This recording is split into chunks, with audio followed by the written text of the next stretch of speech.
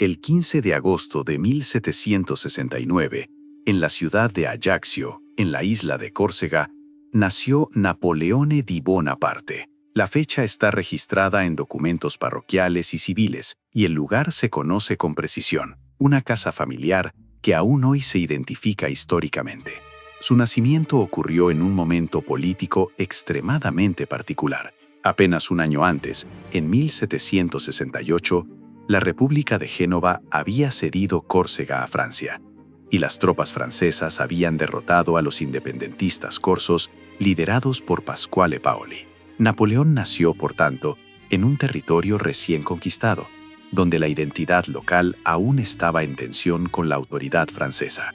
Este detalle no es anecdótico. Desde su primer entorno, su vida quedó situada entre dos mundos: el orgullo insular corso y la estructura política francesa que pronto dominaría su educación y carrera. Ese conflicto de pertenencia marcaría su carácter político durante décadas. Su padre fue Carlo Buonaparte, abogado, reconocido como miembro de la pequeña nobleza corsa tras la integración de la isla al sistema francés. Su madre fue Leticia Ramolino, figura central en la vida familiar, documentada en múltiples testimonios posteriores. Pero lo que muchos ignoran es que la familia, aunque noble en título, no era rica. Su posición social les daba acceso a educación, pero no seguridad económica. Esta situación explica decisiones posteriores clave, como el envío de Napoleón al continente francés para formarse como militar, opción financiada parcialmente por becas destinadas a la baja nobleza. Napoleón fue uno de los pocos niños corsos de su generación en acceder a educación militar francesa formal, lo que le permitió ingresar a redes de poder vedadas a la mayoría de su entorno de origen. En 1779, a los 9 años, dejó Córcega y fue enviado a la Escuela Militar de Brienne-le-Château, en Francia. Este traslado está registrado en archivos escolares. El impacto cultural fue profundo. No dominaba completamente el francés y hablaba con acento corso, lo que lo convirtió en objeto de burla entre compañeros. Diversas memorias de contemporáneos coinciden en que fue un estudiante reservado, poco sociable y concentrado en los estudios. Según sus escritos juveniles conservados, dedicaba largas horas a la lectura de historia antigua, en especial de figuras como Alejandro Magno y Julio César. No se trata de una proyección romántica posterior. Existen cuadernos de notas donde analiza campañas militares antiguas. Desde la adolescencia, su interés no era solo militar, sino estratégico e histórico. ¿Puede un niño aislado en una escuela extranjera empezar a moldear una visión del poder que cambiaría Europa? La respuesta se desarrolla lentamente, pero los primeros indicios aparecen aquí: disciplina intelectual, resentimiento hacia la humillación social y fascinación por el mando. En Brienne permaneció hasta 1784. Su rendimiento en matemáticas fue especialmente alto, hecho importante porque la artillería, arma técnica del ejército, exigía ese dominio. Su inclinación por esta especialidad no fue casual ni narrativa posterior. Está reflejada en evaluaciones académicas. Pero lo más inquietante fue que su formación coincidió con un clima político que empezaba a agrietarse. Francia enfrentaba crisis financiera, tensiones sociales y cuestionamientos a la monarquía. Aunque aún era estudiante, Napoleón ya leía sobre política y escribía reflexiones críticas sobre privilegios heredados. En 1784, fue admitido en la École Militaire de París, institución de élite. Ingresó gracias al estatus nobiliario de su familia y a recomendaciones académicas. Sin embargo, en 1785 su padre murió, reduciendo los ingresos familiares. Esto lo obligó a completar el programa aceleradamente. Se graduó ese mismo año como subteniente de artillería. Dato sorprendente: terminó su formación en solo un año en París, cuando el curso habitual duraba 2 o más. La presión económica influyó directamente en su ritmo académico. Fue asignado al regimiento de artillería de la Fère. Tenía 16 años. La artillería, a diferencia de la caballería aristocrática, premiaba la competencia técnica. Este hecho estructural resultó crucial para su ascenso futuro.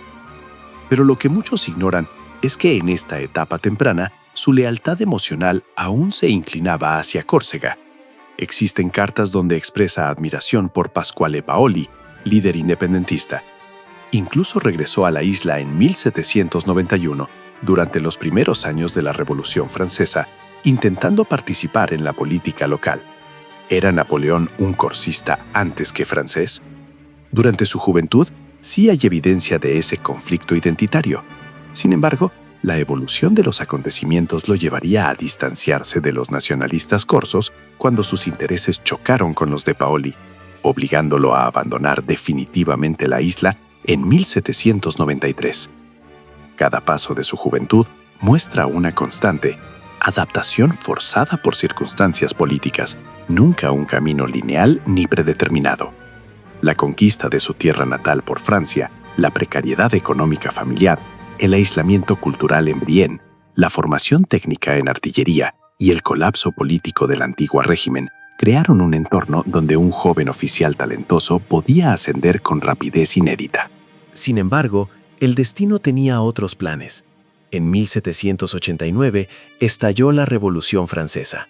El sistema jerárquico que había limitado el ascenso de oficiales sin grandes linajes empezó a derrumbarse.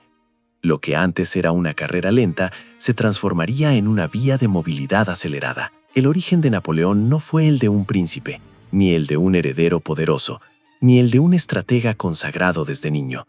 Fue el de un joven formado en la frontera entre periferia y centro, entre identidad local y Estado, entre humillación social y ambición intelectual. Ese equilibrio inestable, más que cualquier mito posterior, explica el punto de partida real del hombre que décadas después rediseñaría Europa. Cuando estalló la Revolución Francesa en 1789, Napoleón Bonaparte tenía 19 años y era subteniente de artillería del ejército francés. Francia entraba en una fase de transformación radical, caída del orden monárquico tradicional, crisis económica profunda, reconfiguración del poder político y, sobre todo, desorganización de las estructuras militares. Miles de oficiales aristócratas emigraron o fueron apartados. Este vacío no es una interpretación retrospectiva, sino un hecho documentado en los registros del ejército revolucionario. Y en ese vacío se abrió una oportunidad histórica. Pero lo que muchos ignoran es que en esos primeros años, Napoleón no se veía aún como figura central de Francia, sino como corsés implicado en la política de su isla natal. Entre 1789 y 1792 viajó varias veces a Córcega, donde intentó colaborar con Pasquale Paoli, el líder independentista que había regresado del exilio. Las fuentes coinciden en que Napoleón inicialmente admiraba a Paoli. Sin embargo, el contexto cambió rápidamente. Según sus escritos y correspondencia, el conflicto surgió cuando Paoli adoptó una posición cada vez más hostil hacia la Francia revolucionaria, mientras Napoleón comenzaba a alinearse con la nueva república. La ruptura fue política, no personal romántica. En 1793, Paoli consideró a la familia Bonaparte como demasiado vinculada a Francia, lo que generó persecución local. La familia huyó de Córcega hacia el continente francés. Este exilio forzado está bien documentado. Dato verificable sorprendente. Napoleón no abandonó Córcega por ambición imperial, sino porque su familia fue expulsada en un conflicto político interno de la isla. ¿Fue este momento una crisis personal decisiva? Sí, porque a partir de aquí su identidad se reorienta completamente hacia Francia. Ya no era un oficial corsés en Francia, sino un oficial francés sin patria insular. Ese mismo año, 1793, surgió la primera oportunidad decisiva. La ciudad de Toulon se sublevó contra el gobierno revolucionario y permitió la entrada de fuerzas británicas. La República envió tropas para recuperar el puerto. Napoleón, entonces capitán de artillería, fue asignado al asedio. Aquí ocurre un punto de inflexión real y verificable. Según informes militares de la época, reorganizó el posicionamiento de la artillería y diseñó un plan para tomar alturas estratégicas que obligarían a la flota británica a retirarse. El plan funcionó. Toulon cayó en diciembre de 1793. Su desempeño fue reconocido oficialmente y fue ascendido a general de brigada con solo 24 años. El ascenso está documentado en archivos militares. Pero lo más inquietante fue la fragilidad de su posición política. Napoleón había estado vinculado a figuras cercanas a los jacobinos. Cuando Robespierre cayó en 1794, muchos asociados fueron arrestados. Napoleón también fue detenido brevemente. No hay evidencia de tortura ni de condena formal. Fue liberado por falta de pruebas. Aún así, quedó sin destino militar durante un tiempo. Según sus escritos, ese periodo fue de frustración e incertidumbre profesional. No inventamos emociones. Existen cartas donde expresa descontento por estar sin mando activo. ¿Pudo su carrera terminar allí, antes de comenzar realmente? Esa posibilidad fue real. Sin embargo, el destino tenía otros planes. En octubre de 1795, 13 Vendemiaire, según el calendario revolucionario, una insurrección realista amenazó al gobierno del Directorio en París. Napoleón fue llamado para organizar la defensa. Utilizó artillería para dispersar a los insurgentes. La acción fue rápida y decisiva. El gobierno sobrevivió. Dato sorprendente: la defensa de París no fue una batalla convencional, sino una acción urbana donde la artillería se usó contra fuerzas internas, algo políticamente delicado pero decisivo. Tras este episodio, su reputación cambió. De oficial competente pasó a ser visto como hombre capaz de actuar con eficacia en crisis políticas. El Directorio lo nombró comandante del Ejército de Italia en 1796. Pero lo que muchos ignoran es que antes de partir, su situación personal también cambió. En marzo de 1796 se casó con Joséphine de Beauharnais. El matrimonio está documentado en registros civiles parisinos. La relación fue compleja, pero el hecho matrimonial es indiscutible y tuvo consecuencias sociales. Lo vinculó a círculos políticos influyentes. ¿Estaba preparado para comandar un ejército? Formalmente sí. Su formación técnica, su experiencia en Toulon y su papel en París lo respaldaban. Pero el ejército de Italia estaba mal equipado, mal pagado y desmoralizado. Aquí termina su etapa de lucha temprana. Un joven oficial expulsado de su tierra natal, ascendido por talento técnico, casi marginado por vaivenes políticos y finalmente situado al frente de un ejército en condiciones críticas. No hay mito aquí, sino una secuencia verificable de crisis, oportunidad y adaptación. Lo que sucedería en Italia no solo definiría su destino, sino que cambiaría el equilibrio de poder en Europa. Cuando Napoleón Bonaparte asumió el mando del ejército de Italia en marzo de 1796, tenía 26 años. El nombramiento fue oficial, emitido por el Directorio francés. No recibió un ejército victorioso ni disciplinado. Los registros logísticos muestran escasez de suministros, retrasos salariales y moral baja. La campaña que estaba a punto de comenzar no era un escenario de gloria asegurada, sino una situación límite. Pero lo que muchos ignoran es que desde el inicio su estrategia rompió con prácticas convencionales.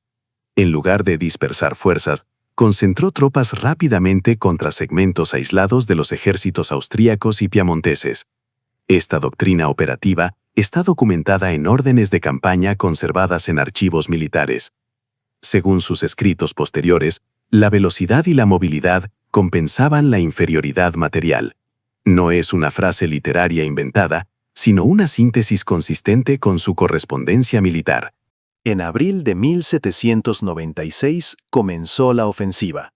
Derrotó a fuerzas piamontesas en Montenotte y obligó al reino de Cerdeña-Piamonte a salir de la guerra. Luego giró contra Austria. Las victorias de Lodi, mayo de 1796, Arcole, noviembre de 1796, y Rivoli, enero de 1797, están fechadas con precisión en registros de campaña.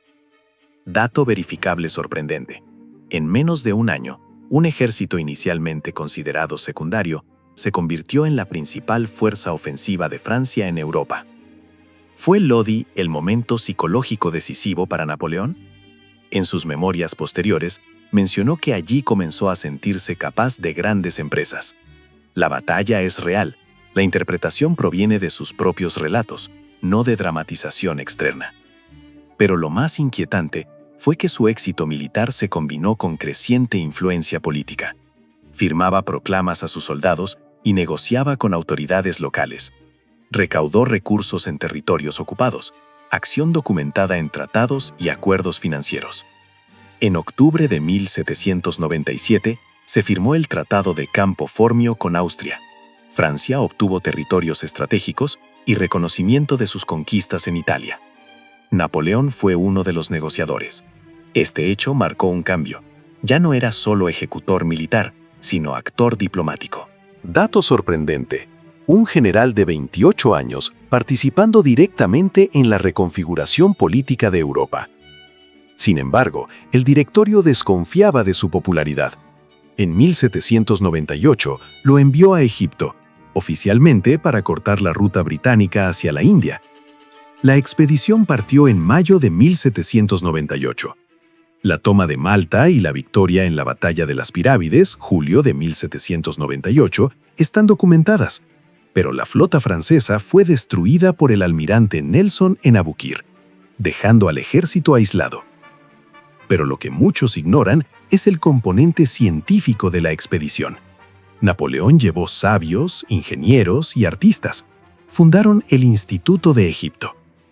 El hallazgo de la piedra de Rosetta ocurrió durante esta campaña, evento clave para la egiptología posterior. ¿Fue Egipto un fracaso militar? Estratégicamente sí, por el aislamiento, pero su impacto cultural fue duradero. En 1799, mientras Francia enfrentaba crisis política y militar en Europa, Napoleón dejó Egipto y regresó. Su retorno en octubre de 1799 está documentado en diarios de viaje y registros navales. Ese mismo año, el 9 de noviembre de 1799, 18 Brumario, según el calendario revolucionario, participó en el golpe que derrocó al directorio. Se estableció el consulado. Dato sorprendente. En solo 3 años, pasó de general joven a figura central del nuevo gobierno. ¿Fue este el momento en que dejó de ser únicamente militar para convertirse en dirigente político? Sí. El golpe de Brumario no fue una batalla, sino una reestructuración del poder estatal. Napoleón emergió como primer cónsul. El momento decisivo de su vida no fue una sola batalla, sino la secuencia Italia, Egipto, Brumario. Éxito militar, proyección política y control del Estado. Sin exageración, aquí se consolida el tránsito de comandante a gobernante. A partir de este punto, su figura ya no se limitaría al campo de batalla, sino a la reorganización de Francia y, posteriormente, de Europa. Tras el golpe del 18 de Brumario, 9 de noviembre de 1799, Napoleón Bonaparte se convirtió en primer cónsul de Francia. El consulado fue una nueva estructura política, formalmente republicana, pero con fuerte concentración de poder en su figura. Este cambio institucional está documentado en la Constitución del año 8. Desde este punto, su papel dejó de ser exclusivamente militar. Era el principal dirigente del Estado francés. Pero lo que muchos ignoran es que su autoridad se consolidó no solo mediante victorias, sino mediante reorganización administrativa profunda. En 1800 creó el Banco de Francia. En 1802 reformó el sistema educativo, estableciendo liceos estatales. En 1804 promulgó el Código Civil, también conocido como Código Napoleónico. Cada una de estas medidas está fechada en decretos oficiales. Según sus escritos, el objetivo era orden después del caos revolucionario. No se trata de una frase inventada, sino de una síntesis de su pensamiento político reflejado en discursos y correspondencia. Dato sorprendente, el Código Civil de 1804 aún influye en sistemas jurídicos de Europa, América Latina y otras regiones. ¿Era aún un heredero de la Revolución o estaba construyendo un poder personal? La respuesta se volvió más clara el 2 de diciembre de 1804, cuando se coronó emperador de los franceses en Notre-Dame de París, ceremonia documentada por múltiples testigos, pinturas oficiales y actas eclesiásticas. La coronación marcó una ruptura simbólica. Francia pasaba de república revolucionaria a imperio. Pero lo más inquietante fue que Europa no aceptó esta transformación. Reino Unido, Austria, Rusia y Prusia formaron coaliciones contra Francia. Las guerras napoleónicas, ya en curso, se intensificaron. En 1805, derrotó a la Tercera Coalición en Austerlitz, 2 de diciembre de 1805. Esta batalla está considerada por historiadores militares como una de sus mayores victorias tácticas. Dato sorprendente: Austerlitz ocurrió exactamente un año después de su coronación imperial. Sin embargo, el poder creciente generó resistencia prolongada. En 1808 intervino en España, instalando a su hermano José Bonaparte como rey. La guerra peninsular comenzó ese mismo año. La resistencia española, junto con la intervención británica bajo el mando de Wellington, abrió un conflicto largo y desgastante. Pero lo que muchos ignoran es que esta guerra introdujo una forma de combate irregular que debilitó continuamente a las fuerzas francesas. La palabra guerrilla entró en el léxico militar en este contexto. ¿Podía un imperio sostener guerras simultáneas en varios frentes? La dificultad se hizo evidente en 1812. Napoleón invadió Rusia con la Grande Armée, una de las mayores fuerzas militares reunidas hasta entonces. La campaña, fechada con precisión en documentos logísticos y militares, culminó en retirada devastadora tras la ocupación de Moscú. Dato sorprendente: de los cientos de miles de soldados que cruzaron la frontera rusa, solo una fracción regresó organizada. Pero lo más inquietante fue que esta derrota cambió la percepción europea. Estados que habían sido derrotados anteriormente formaron una nueva coalición. En 1813 fue vencido en Leipzig, Batalla de las Naciones. En 1814, las fuerzas aliadas entraron en París. La controversia ya no era solo política, sino existencial. Su proyecto imperial enfrentaba el colapso. ¿Fue este el punto de quiebre definitivo? En abril de 1814, abdicó y fue exiliado a la isla de Elba. El emperador que había rediseñado Europa quedaba reducido a gobernante de una pequeña isla mediterránea. La controversia de Napoleón no se define solo por su ambición, sino por la tensión entre reformas internas duraderas y guerras continentales de enorme costo humano. Este conflicto entre construcción y destrucción define el núcleo dramático de su trayectoria. Cuando Napoleón Bonaparte abdicó por primera vez el 6 de abril de 1814, el sistema que había construido durante más de una década se derrumbaba. Las fuerzas de la Sexta Coalición habían entrado en París y el Senado francés aceptó su renuncia. El tratado que siguió le concedió el gobierno de la isla de Elba, frente a la costa italiana. Este hecho está documentado en el Tratado de Fontainebleau. Pero lo que muchos ignoran es que incluso en Elba, donde llegó en mayo de 1814, mantuvo una estructura administrativa activa, introdujo reformas locales, reorganizó caminos y gestionó la economía insular. Estos actos están registrados en documentos administrativos de la isla. No era un retiro pasivo. Según sus escritos posteriores, el aislamiento no equivalía a resignación. No se trata de dramatización. Existen testimonios de observadores que notaban su continua actividad política y su atención constante a las noticias de Francia. Dato verificable sorprendente: Elba tenía apenas unos pocos miles de habitantes, y aún así Napoleón mantuvo una corte, guardia y estructura de gobierno. ¿Había terminado realmente su papel en Europa? La respuesta llegó en 1815. El descontento con la restauración borbónica bajo Luis XVIII crecía en Francia. El 26 de febrero de 1815, Napoleón escapó de Elba. Desembarcó en la costa francesa el 1 de marzo de 1815, cerca de Golfe-Juan. Estos movimientos están documentados por registros navales y testimonios contemporáneos. Lo más inquietante fue que, en su avance hacia París, las tropas enviadas para detenerlo se unieron a él. No se trata de una leyenda sin base. Existen informes militares confirmando la deserción progresiva de unidades reales.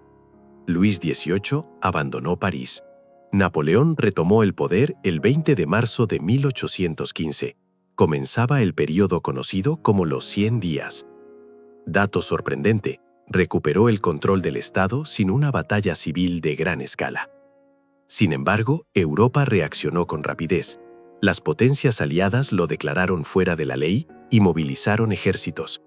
El desenlace llegó el 18 de junio de 1815 en Waterloo, en la actual Bélgica. Las fuerzas de Napoleón fueron derrotadas por el ejército británico dirigido por el duque de Wellington y por las tropas prusianas bajo Blücher. La batalla está documentada con abundancia de partes militares y testimonios. ¿Fue Waterloo solo una derrota táctica? Fue más que eso. Significó el fin definitivo de su poder político. Abdicó por segunda vez el 22 de junio de 1815. Pero lo que muchos ignoran es el contraste humano entre la figura imperial y su situación posterior. Se entregó a los británicos, esperando asilo, pero fue enviado al exilio en Santa Elena, una isla remota en el Atlántico Sur. Llegó allí en octubre de 1815. Según sus escritos dictados en el exilio, reflexionaba sobre sus campañas, su gobierno y su destino. No citamos frases inventadas. Su correspondencia y memorias, registradas por acompañantes, constituyen fuentes históricas. Dato verificable sorprendente. Santa Elena se encuentra a miles de kilómetros de Europa, elegida precisamente por su aislamiento extremo. ¿Pagó un precio personal por su trayectoria? Sí, en términos de libertad y separación definitiva del poder. Pasó sus últimos años bajo vigilancia británica. El triunfo de Napoleón no puede separarse de su precio. Consolidó instituciones que perduraron, pero su ambición llevó a guerras prolongadas y a su propio destierro. La grandeza política coexistió con la caída personal. Este contraste prepara el escenario final. La transición de gobernante activo a figura histórica, cuyo legado se evaluaría tras su muerte. Napoleón Bonaparte pasó sus últimos años en Santa Elena, isla remota del Atlántico Sur bajo control británico. Llegó allí en octubre de 1815, tras su derrota definitiva y segunda abdicación. Su residencia fue Longwood House. La vigilancia británica fue constante, documentada en informes oficiales y diarios de oficiales responsables de su custodia. Pero lo que muchos ignoran es que su exilio no fue un silencio político. Dictó memorias, mantuvo conversaciones registradas por sus acompañantes, como Emmanuel de las Cases, y reflexionó sobre su vida militar y de gobierno. Estos testimonios no son reconstrucciones ficticias, forman parte de fuentes históricas utilizadas por investigadores posteriores. Según sus escritos en el exilio, buscaba influir en la interpretación de su propia historia. Esto es verificable. Sus memorias presentan su versión de los acontecimientos, especialmente de campañas y decisiones políticas. Dato sorprendente. Incluso aislado en una isla lejana, su figura seguía siendo tema central de la política europea y su posible regreso era temido por las potencias. ¿Fue su muerte el final inmediato de su influencia? Napoleón murió el 5 de mayo de 1821. El certificado médico atribuyó la causa a enfermedad gástrica. Su fallecimiento fue registrado oficialmente por autoridades británicas presentes. Pero lo más inquietante fue lo que ocurrió después. Su legado político y jurídico comenzó a consolidarse con el paso de los años, incluso en países que habían sido sus enemigos. Impactos concretos y verificables. Código Civil, 1804, base de sistemas legales modernos en múltiples países. Reorganización administrativa, modelo de departamentos y prefectos en Francia. Sistema educativo centralizado, creación de liceos estatales y estructuras meritocráticas. Reforma fiscal y financiera, establecimiento del Banco de Francia, 1800. Difusión de principios de igualdad jurídica masculina ante la ley en territorios ocupados. Reconfiguración del mapa europeo. Decisiones del período napoleónico influyeron en el Congreso de Viena, 1814-1815. Dato sorprendente. Muchos estados que lucharon contra él adoptaron estructuras administrativas inspiradas en su modelo. ¿Fue solo un conquistador militar? La respuesta histórica es más compleja. Su legado combina construcción institucional duradera con guerras de enorme escala.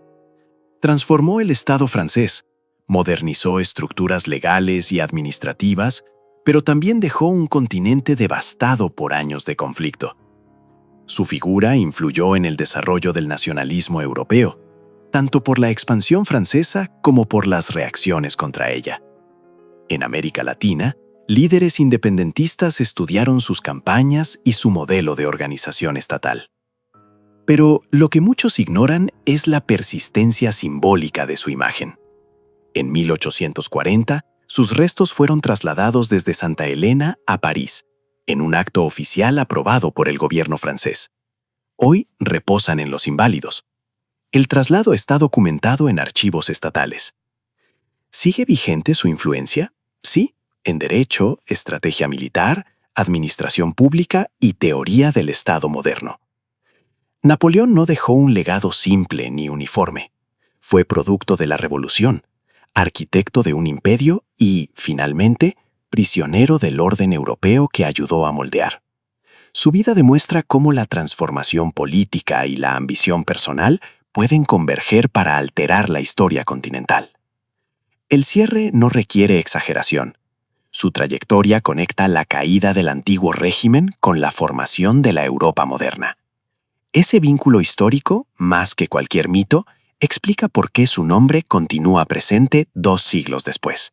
Y así, entre conquistas, reformas, ambición y caída, la vida de Napoleón Bonaparte sigue recordándonos cómo una sola figura puede influir en el rumbo de continentes enteros. Si este documental te gustó y quieres seguir explorando historias reales, profundas y rigurosas como esta, suscríbete al canal El Archivo de Liam para no perderte los próximos videos.